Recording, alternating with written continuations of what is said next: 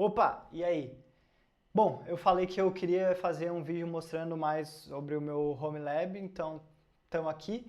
Eu não quero editar esse vídeo, eu não quero fazer corte nesse vídeo, então eu vou falando meio que no freestyle assim, e é isso, seja o que Deus quiser, porque sem tempo para ficar editando vídeo. Bom, então vamos lá, que tal eu começar falando um pouco sobre o hardware? Vocês não conseguem ver, mas eu estou apontando para o hardware aqui. Eu rodo três computadores, né? Tem três computadores que fazem parte desse meu servidor. Tem um Raspberry Pi 3, um Raspberry Pi 4 e um servidor mais parrudo que eu construí com peças sobressalentes do meu Home Lab, desculpa, do meu desktop. Eu comecei ele com o Raspberry Pi 3, tá? Tipo, eu comecei assim, então eu comecei com pouca coisa e fui aumentando conforme a necessidade. E para gerenciar tudo isso eu uso o Kubernetes. Tem gente que gosta de falar que Kubernetes é meio overkill. Eu tendo a discordar, eu gosto bastante da ferramenta. Eu acho que faz bastante sentido para mim, nesse contexto, né, que eu tenho várias máquinas aqui. O Kubernetes foi meio que construído para isso também, né, para fazer gerenciamento de vários nós num cluster. Então, eu consigo fazer coisas tipo, se um serviço que está rodando aqui nesse meu servidor parrudo cai, ele já sobe automático no Raspberry. Se o Raspberry morre, sobe em outro lugar, né? Eu tenho shared resources, então, tipo, CPU, memória, esse tipo de coisa. Eu gosto bastante do Kubernetes. Eu comecei com usar ele e eu só tinha o Raspberry Pi 3, então naquele momento eu concordo que foi um pouco overkill, mas foi por uma causa nobre, que era a gente usa Kubernetes onde eu trabalho e eu não sabia usar nada do Kubernetes. Então a ideia foi tipo, cara, eu vou subir o meu Home Lab usando Kubernetes. Na época eu usava tipo gerenciava tudo na mão assim mesmo. E aí eu fiquei tipo, cara, vou subir usando Kubernetes porque eu quero aprender a usar a ferramenta e parece ser bacana e acho que vai se pagar. E se pagou muito rápido, conforme foi adicionando mais coisas, né, mais computadores no cluster, ele se mostrou uma ótima ferramenta.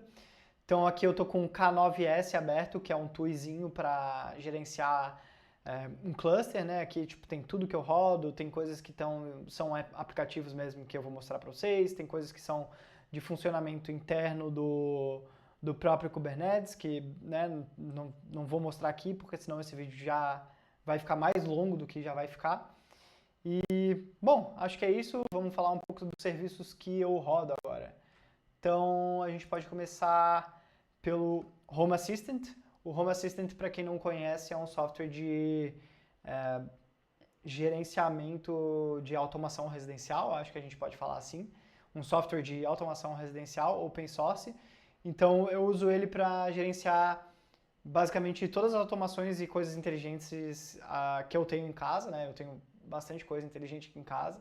Então, é bem legal. Eu acho que dava para fazer um vídeo falando só dele, mas eu vou tentar ser meio breve aqui, então me perdoem pela celeridade enquanto eu estiver passando por aqui. Se vocês gostarem, né, tipo, eu posso fazer um falando só em específico do Home Assistant.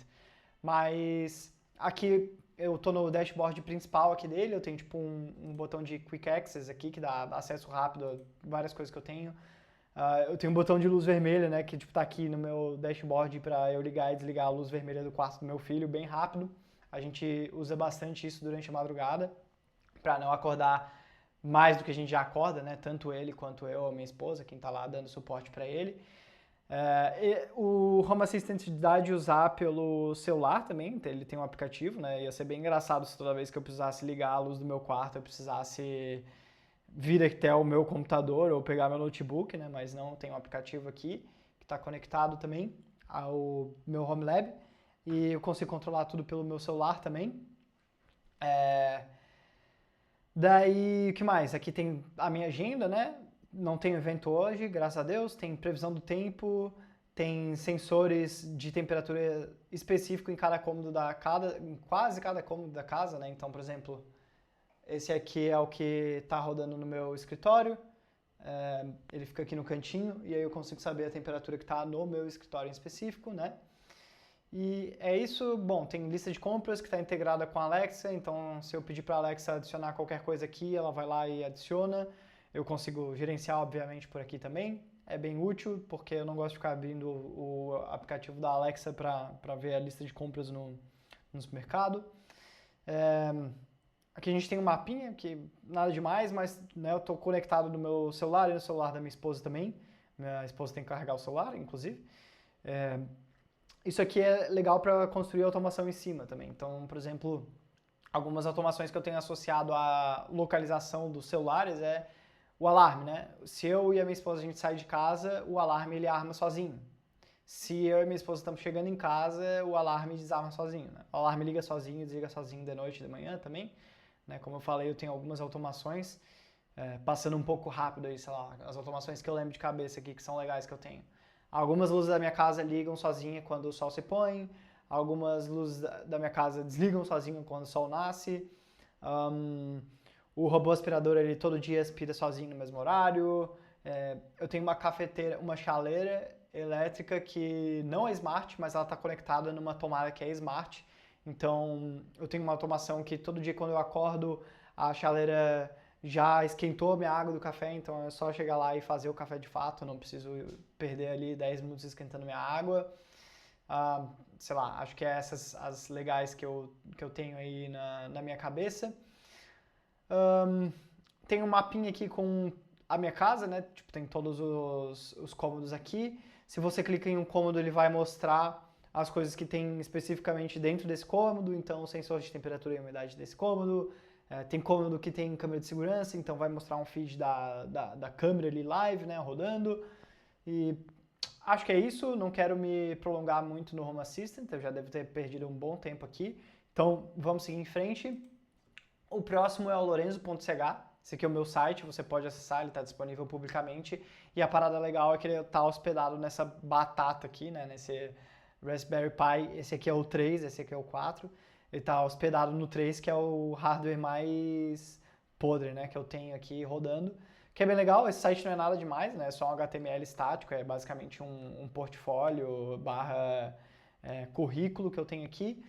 E ele tá exposto aí, né? Tipo, isso foi basicamente um desafio que eu fiz a mim mesmo, de tipo, cara, eu quero fazer o meu site rodar no meu Home Lab. E aí fui embora, assim, fui descobrindo, né? Fui batendo em obstáculos e descobrindo como é que eu podia contornar eles, né? Ah, porra, eu preciso de um IPv4 fixo, com uma porta aberta, como é que eu faço isso, né? Pá, não sei, tem que ligar para operadora porque eu tô atrás de internet, enfim.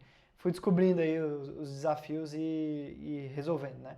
Mas se você entrar nesse site, saiba que você, no final das contas, está batendo, né, nessa batatinha aqui que está hospedando ele. Às vezes você não precisa pagar, né? Tipo um cloud da vida para hospedar, umas coisas simples assim.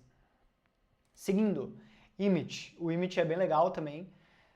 Quem usa o Google Fotos já reconheceu aqui a interface, né? Basicamente um clone do Google Fotos. E ele é isso, né? Tipo, ele é um clone do Google Fotos que você roda localmente na sua máquina. Ele tem todas as features legais que o Google Fotos tem, né? Eu botei aqui um período que eu estava fazendo uma palestra, não botei no topo, porque senão ia vazar meus nudes aqui, eu não estou preparado para toda essa exposição ainda. Mas a ideia, né, é você ter um Google Fotos rodando na sua máquina. E como eu disse, tem todas as features legais que o Google Fotos tem. Então tem busca por termos, né? Eu consigo digitar mar aqui, né? Se eu digitar mar, ele vai mostrar todos os resultados que tem mar na foto, né? Na mídia. Ele também tem classificação de faces, então eu consigo pesquisar por Lorenzo, né? Vai aparecer todas as fotos que tem o meu rosto. Ele tem OCR, que é pesquisar por texto e imagem, né? Então, sei lá, algum dia eu bati uma foto de um outdoor que falava anúncio, e aí eu consigo digitar anúncio que ele vai achar, né?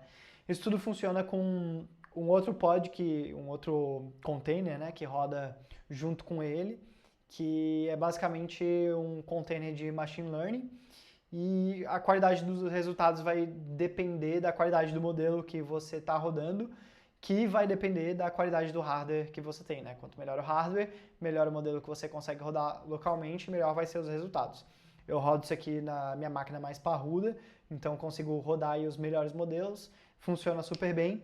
O legal disso aqui é que eu tenho uma redundância, né? Eu ainda uso o Google Fotos, mas eu tenho uma redundância, não acho que vai acontecer, mas se algum dia o Google Fotos, sei lá, a Google explodir, ou o Google Fotos perder os meus dados, né, alguma coisa assim, tipo, cara, tem todas as minhas fotos de toda a minha vida estão lá. eu não quero arriscar isso estar num lugar só, né? Eu quero ter um backup em casa aqui.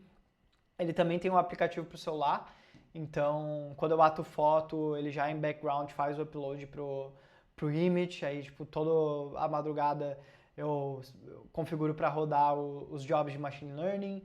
Então, cara, funciona muito bem, eu gosto bastante disso aqui, uso bastante também. E já fiz o backup de tudo que eu tinha no Google Fotos e é isso, bem legal.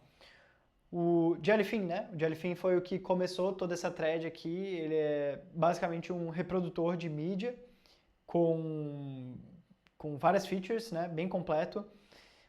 Eu pirateio tudo, eu não assino mais nenhum stream, então me desculpa se você é defensor de Big Tech, é defensor de estúdio de filme, mas, cara, eu pirateio tudo, então, perdão. E, cara, é isso, não pago streaming, uso só isso aqui. Ele é, como eu disse, bem completo, então, tipo, se eu clico em algum filme aqui, tem a capa do filme, tem um banner bonitinho, tem título, ano, duração, classificação indicativa, a nota do IMDb, que horas que ele termina se eu botar play agora, legendas, né? Você consegue configurar para ele já baixar as legendas automaticamente quando você baixa o arquivo. Então, cara, muito, muito completo, muito, muito bom. Eu só uso isso. Tem aplicativo para celular também, então ele tá rodando no meu celular, eu consigo assistir quando eu tô fora de casa. Consigo instalar na minha TV também, então na TV tem o app do Jellyfin. Tem algumas TVs que tem na loja de aplicativos o app, tem algumas TVs que não tem, e aí você tem que fazer o side loading do app, que é meio chatinho, mas hoje com inteligência artificial ela consegue te guiar e é bem simples de fazer.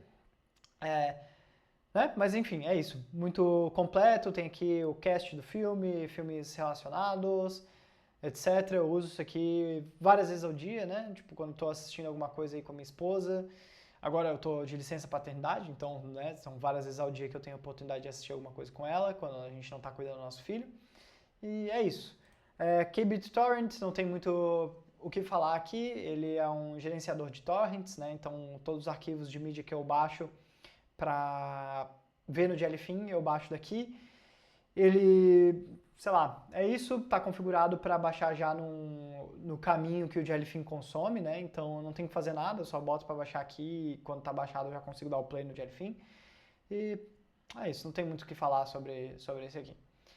Pairdrop é o airdrop dos pobres, né? Eu tô rodando isso aqui, esse meu computador que vocês estão vendo, ele é um NixOS, ele não é um Mac. Então, eu até tenho um iPhone, mas eu não consigo fazer airdrop do iPhone para o NixOS, né? Infelizmente, a Apple faz um certo vendor lock-in, né, nesse sentido, então o PairDrop é uma alternativa open source, é isso. Então, tipo, eu consigo abrir aqui ele, ó, já apareceu meu celular aqui, eu consigo mandar arquivo, eu consigo mandar texto, então é isso que eu uso para compartilhar coisas entre os meus dispositivos quando eu não consigo usar o AirDrop, bem útil também. OpenClaw, né, famoso, não uso muito, uso mais uns cron job que fica rodando no meu para mandar mensagem no meu Telegram, com tipo previsão do tempo, e-mails importantes que eu ainda não respondi, tarefas que eu tenho que fazer no dia. Às vezes mando uns áudios lá falando, tipo, cara, marca isso aqui na minha agenda, marca essa tarefa pra mim. Às vezes preciso controlar alguma coisa da minha casa, ele consegue falar com o meu Home Assistant, então, tipo, falo, tô fora de casa, tô dirigindo o carro, falo, ô, liga minha cafeteira aí, né, pra quando eu chegar em casa já tá com o café prontinho. Aí ele consegue falar com o Home Assistant também. Não uso tanto assim, mas legal, tá aí, né, já subi, então ficou aí. Próximo. Argo. O Argo é bem legal, agora a gente está mudando já um pouco de escopo, não são mais aplicativos, sei lá, que nem o Image, Jellyfin, é mais tipo coisa para gerenciar o cluster em si, né, gerenciar o Home Lab. Para quem não conhece, isso aqui é uma ferramenta de GitOps.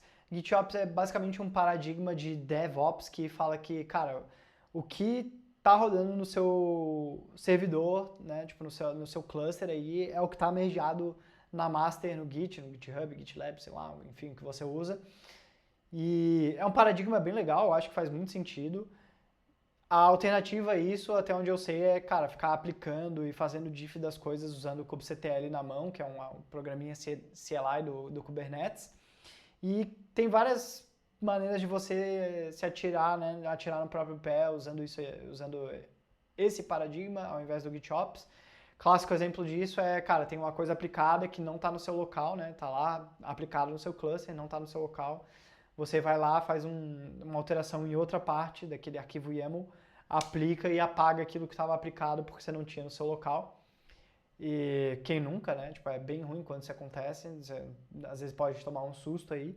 E GitOps é meio que uma alternativa a isso, porque ele simplesmente fala, pô, tudo que está rodando é tudo que está na master, então se eu faço uma alteração aqui, eu comito ela na master, e aí o Argo, ela identifica essa alteração e ela faz o que precisa ser feito, né? Tipo, mudei alguma coisa aqui no Bitcoin, ele vai descer o Bitcoin, subir um novo, e aí vai pegar a alteração nova, e é isso. Então, outra coisa legal é que ele mostra de maneira visual, né, tudo que está relacionado a cada aplicação aí do seu cluster. Então, por exemplo, o Bitcoin tem um deployment associado, tem alguns sealed secrets associados, tem uma network policy, tem um service controller, tem replica sets, né? Enfim, tipo, eu consigo ver tudo daqui, eu consigo gerenciar também, então se eu quiser pausar, restartar, deletar, sincar, etc, eu consigo fazer tudo por aqui. Gosto bastante desse paradigma aí de GitOps, eu acho que esse deveria ser o padrão da indústria, para ser sincero. Não vejo por que ser de mais nenhuma outra maneira, mas é isso, né? Próximo, Pi-hole. Pi-hole é bem famoso, ele é um ad blocker a nível de rede, né? Então quando você sobe ele, ele bloqueia ads para todos os dispositivos da sua rede, então tudo que está conectado na sua rede, TV, celular, notebook, computador, micro-ondas, sei lá, né? Tudo que está conectado na sua rede, ele vai fazer o bloco de não só a propaganda, mas qualquer coisa que você quiser, né? Você tem criança em casa, não quer que sua criança acesse o TikTok em casa, você consegue bloquear o TikTok da sua rede, né? A sua criança não vai conseguir mais acessar o TikTok conectado no Wi-Fi. É isso, basicamente. Ele também tem algumas outras features adicionais que são bem legais, por exemplo, ele tem esse Local DNS Records, que você consegue subir um DNS local, né, para resolver domain names usando o Pi-hole. Então, por exemplo, o que vocês estão vendo aqui, nem tudo que eu estou mostrando está exposto à internet pública, né? Por exemplo, o PairDrop, não faz sentido ele estar exposto a toda a internet, eu só preciso dele aqui em casa. Então, apesar disso, né, eu estou acessando pair.lorenzo.ch. Isso aí está funcionando porque lá no Pi-hole eu configurei, cadê? Aqui, pair.lorenzo.ch. Eu configurei para ele conseguir resolver, né? Ele manda para o IP certo, ele manda para esse lab.local, lab.local é esse 10.0.1.2, que é o IP do meu home lab. Aí dentro do meu home lab isso é direcionado para um ingress controller, né, para um Nginx da vida, e aí direciona para o serviço que precisa ser direcionado. Enfim, é isso que eu faço para subir as coisas que não precisa expor publicamente. Bem legalzinho o Pi-hole, gosto bastante. Seguindo, então, agora a gente vai entrar um pouco em monitoramento. Eu comecei minha jornada no monitoramento com, acho que a ferramenta mais simples para esse tipo de coisa, que é o Uptime Kuma, essa que vocês estão vendo aí. Ele, cara, ferramenta fantástica, super simples de usar. Basicamente, você adiciona monitores em cima de serviços que você tem. Então, tem vários tipos de monitores, né? Você pode fazer um request HTTPS, você pode bater numa porta TCP, você pode tentar resolver um DNS, etc.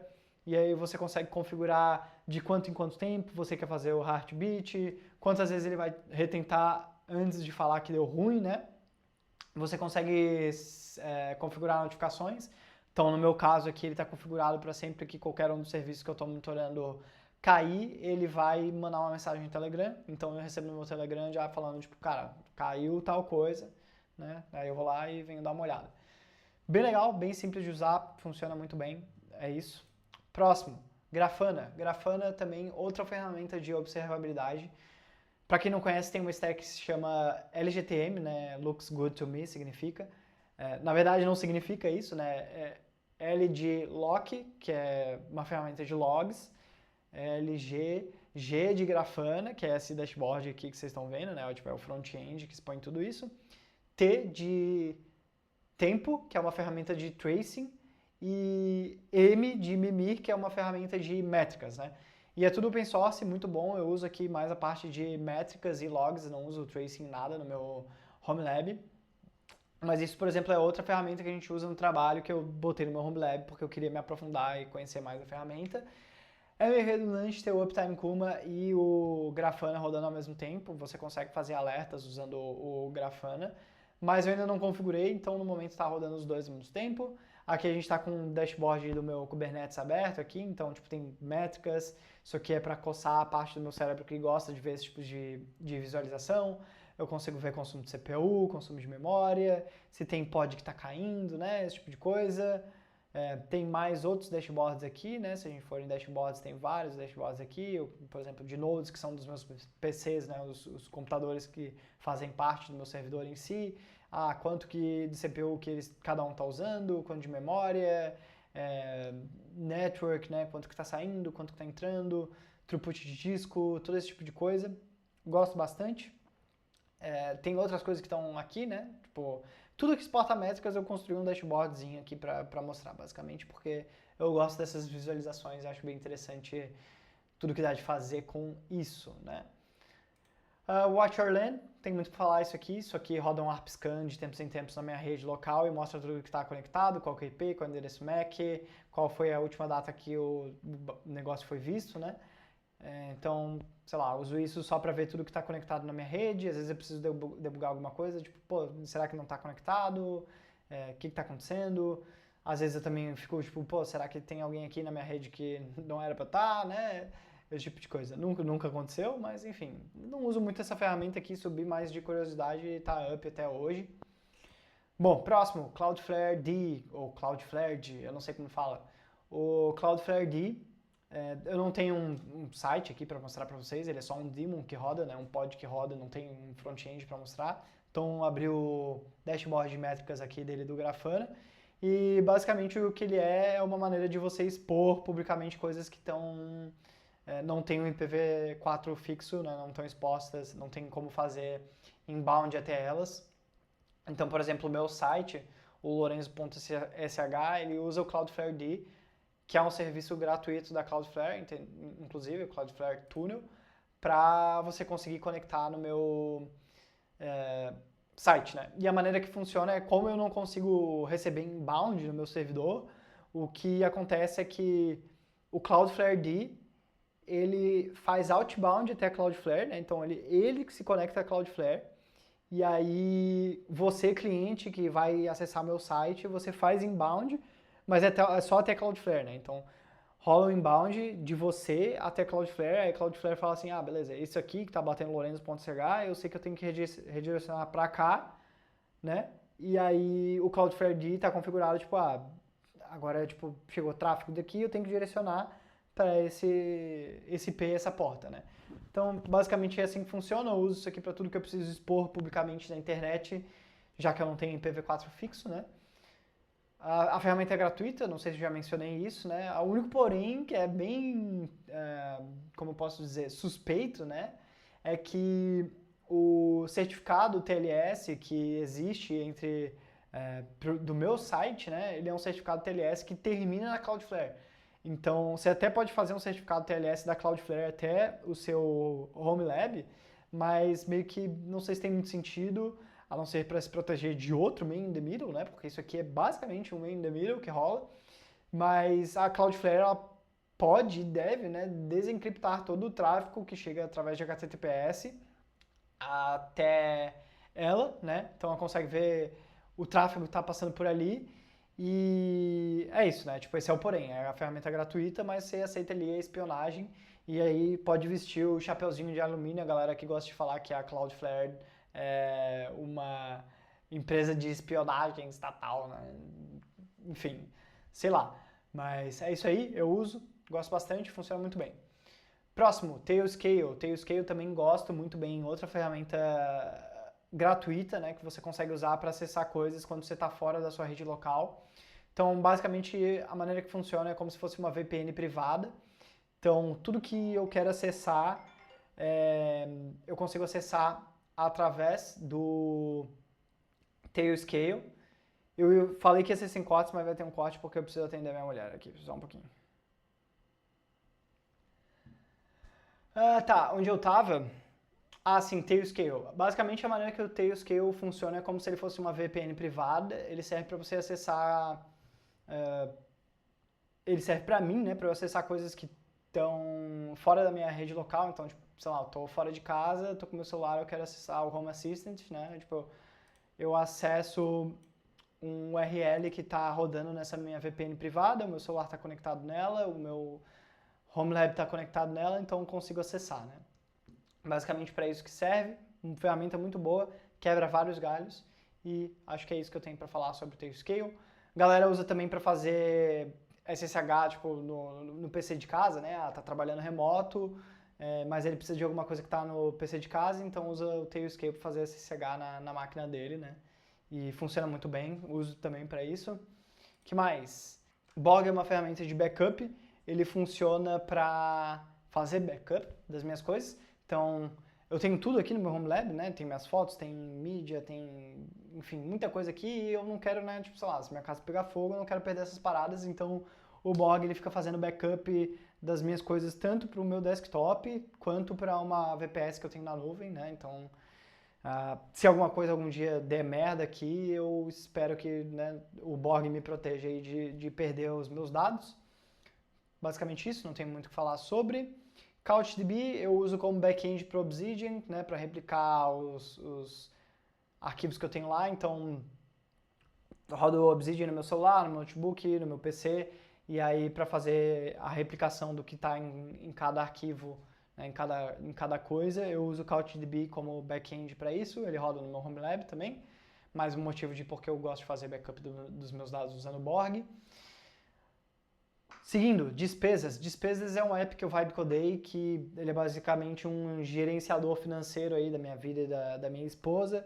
A gente usou por anos uma planilha no Google Sheets e aí chegou um tempo que eu fiquei tipo, cara, eu quero fazer um front-end legalzinho para isso. Foi na época que Cloud Code começou a ficar melhorzinho, então eu cheguei, cara, vou usar o Cloud Code e vai codar um negocinho ali. E foi isso, assim. Fiz um front-end pro Google Sheets, ele ainda está conectado no Google Sheets, então acho que eu posso riscar essa da minha lista, né, de coisas que deve, geralmente faz durante sua carreira, de conectar um serviço usando o Google Sheets de banco de dados. É isso. Skybro é um software bem legalzinho também. Eu gosto de aviões, eu gosto de satélites, eu gosto de astronomia, então ele funciona muito bem para mim, que eu consigo falar, tipo, botar um raio aqui do que eu tenho interesse, e ele mostra, tipo, aviões que estão passando, por exemplo, agora está passando esse avião da Latam por aqui. Ele mostra satélites que estão passando, então, por exemplo, Starlink, né? Starlink, geralmente você consegue ver os agregados, sei lá, a constelação do Starlink passando no céu ao entardecer, ao início do dia. Então, ó, por exemplo, vai passar um daqui a 5, um a 9, um a 12. Geralmente no fim de tarde, se não está nublado, você vai conseguir ver eles passando, é bem legal. Se você nunca tentou ver, eu recomendo. É bem maneiro ver um satélite da Terra. Astronomia, né, também ele mostra tipo corpos celestes que vão estar acima de mim, na minha visada hoje, então tem coisas que só vale a ver com, é mais legal, né, de ver com um telescópio, então, por exemplo, Saturno, Júpiter, esse tipo de coisa, com telescópio, não precisa nem ser um telescópio bom, telescópio mequetrefe ali você já consegue ver os anéis de Saturno, você consegue ver as luzes de Júpiter, e é isso, ele me notifica aqui quando tem alguma coisa do meu interesse que vai passar. E, bom, seguindo então agora para a parte mais Bitcoin, né? Para mim, quem me conhece sabe que eu sou meio que tenho hiperfoco em Bitcoin, eu trabalho nessa indústria, eu faço coisas voluntárias nessa indústria, né? Enfim, já falei disso em outros vídeos. Então, vamos falar aqui sobre as coisas relacionadas a Bitcoin. Eu rodo um Bitcoin Core, que é um nó de Bitcoin. Eu não tenho nada para mostrar, né? Então, peguei esse dashboard aqui do Grafana, que tem algumas métricas legaisinhas que eu extraí dele, e é isso, não sei se tem muito o que falar. ElectraS, né, eu também rodo o ElectraS, que é um indexador de endereços do Bitcoin. Serve se você quiser conectar carteiras de Bitcoin a um back-end que não fica fazendo requisição para servidores que você não sabe qual é, né, tipo, você consegue usar o ElectraS como back-end aí da sua carteira de Bitcoin. Eu uso, eu gosto bastante, é escrito em Rust. Então, mais um ponto aí pro ElectraS. LND é um software é um daemon da Lightning Network, né? Um software que dá acesso à Lightning Network, que é uma segunda camada do Bitcoin, para pagamentos instantâneos. E eu rodo um aqui também em casa, é bem legal, gosto bastante também, funciona muito bem. Tem alguns canais abertos aí, se alguém roda aí e quiser abrir canal também, me chama, vamos abrir canal. É isso. Floresta, o Floresta aqui é a implementação alternativa de Node de Bitcoin. Eu não vou entrar em muitos detalhes, mas eu faço umas contribuições para o projeto. E aí eu rodo um aqui também no meu Home Lab. Inclusive está dando uns logs de erro que eu tenho que ver o que está pegando depois. E, bom, é isso. Floresta é um projeto brasileiro, inclusive, muito bacana. Recomendo vocês pesquisarem mais sobre, porque logo isso aqui vai ser a maneira número 1 como carteiras vão se conectar e fazer transações na rede do Bitcoin. Aí tem algumas coisas que eu subi em cima do Bitcoin, né? Então tem esse Bitcoin Explorer, que é uma visualização aí de dados que eu consigo extrair do meu Bitcoin pelo RPC.